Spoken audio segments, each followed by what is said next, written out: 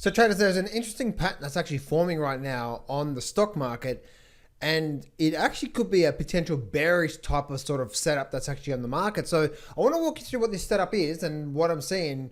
And so let's get straight into it. Don't place a trade based on what you're seeing in this video, because there is no guarantees of making a profit in the market. It takes you a long time to become a good trader. So this video here is just to educate you to become a much better trader. Alrighty traders, so see that trading course on the screen there, guys. I'm giving away free membership access to that. First link in the description, go click on that there, guys, and you can get access to that. Also, guys, I'm running a webinar today as well. So as soon as you get access to the, I'm also going to give you access to that webinar I'm going to be running, where I'm going to teach you my #1 trading strategy that gets a massively high win-loss ratio for free. So I'm going to teach you all the details too. So link in the description, go check out that right now, guys. So let's actually start off with the stock market. Let's start off with the S&P 500 here. And on the S&P 500, look at this here. So this is the daily charts, and I think this is, well, actually I was talking about this with my private clients today as well too, that sometimes when we're looking at the charts, sometimes we can be looking at the charts not the right way. And this is a big mistake that I made for so long, right? When I actually first started getting involved with the markets, I started getting involved with the markets where my main thing was this 3-month, right? This 3-month chart was always the chart that I looked at, which means I'm looking at the daily charts, and I was always looking at the sort of 3 months worth of daily charts, and I was always looking at this here.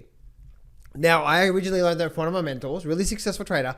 And while this is good to see what's happening on the close-up front, I could never really see the big picture on what's really going on. And this is only, I've been trading down the markets now for 19 years myself. And so going through this process, I realized that while I'm looking at the 3-month, sometimes it's really important to squeeze your charts up for maybe a couple of years, maybe 2 to 3 years.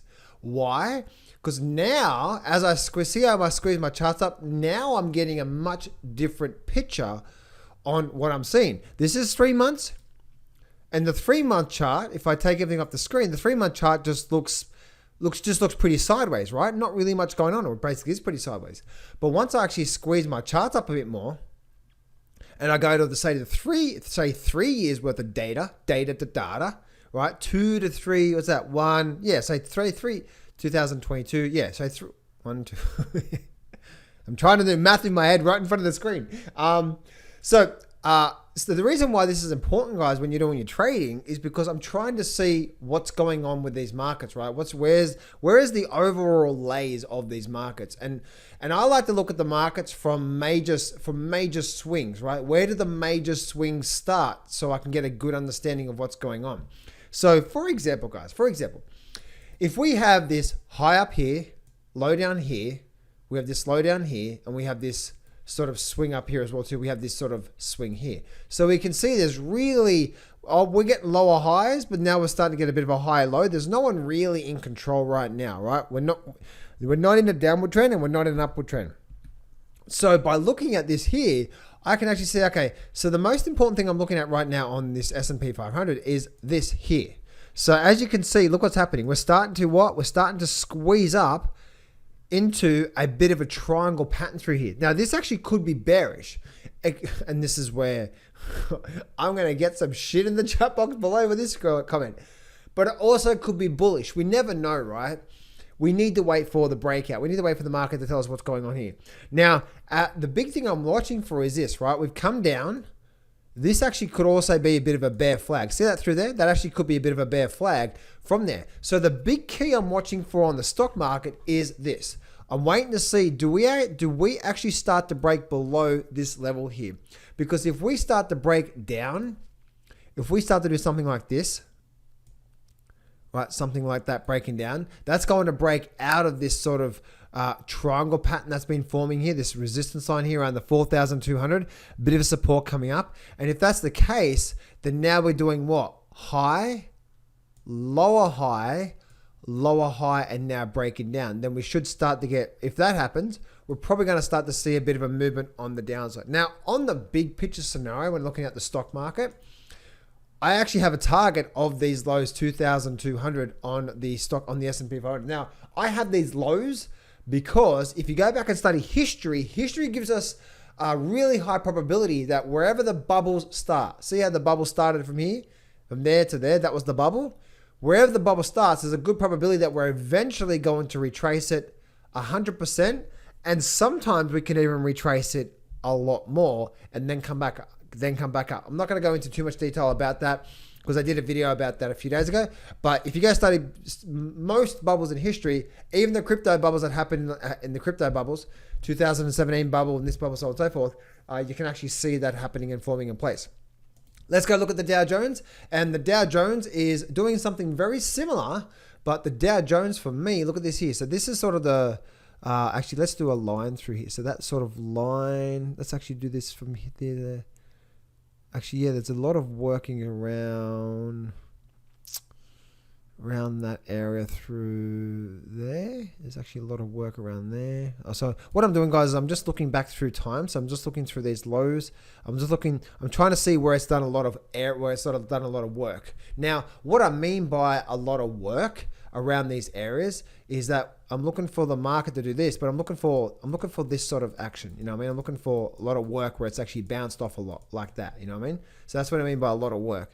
I could possibly see probably through there somewhere is where the market's probably, I can see it's had a lot of work around there, had a lot of work around there, a lot of work around here as well too. So that sort of 33,000 level is definitely an area for me.